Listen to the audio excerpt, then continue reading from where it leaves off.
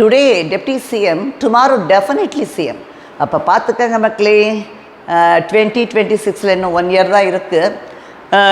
2026 வந்து இவரை தான் கேண்டிடேட்டாக, சிஎம் கேண்டிடேட்டாக டிஎம்கே சொல்ல போகுது. அப்போ எவ்வளோ இவங்க அப்பாவே சீனியராக ஒதுங்குறாருன்னா, இன்னும் எவ்வளோ பேர் சீனியர்ஸ் எல்லாம் ரிட்டையர்மெண்ட் பண்ண போகிறாங்கங்கிறது தெரியல.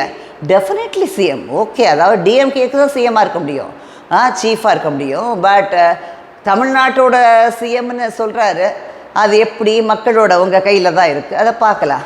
அவர் போட்டிருக்காரு. அப்போ எனக்கு ஒன்று மட்டும் தோணுது என்ன அப்படின்னா, எல்லார்கிட்டையும் நமக்கு பிடிக்கலைன்னா கூட நீங்கள் வந்து உங்களுக்கே பிடிக்காதவங்கள கூட எல்லோரும் எடுத்து பாருங்களேன். எல்லார்ட்டையும் சில நல்ல இது இருக்கும் இல்லையா, குட் அண்ட் பேட் சேர்ந்தது தானே ஒரு பர்சன். அதில் எது குட்டு ஜாஸ்தியாக இருக்கா, பேட் ஜாஸ்தியாக இருக்காங்கிறது தான் அந்த பர்சனோட இது. நம்ம வந்து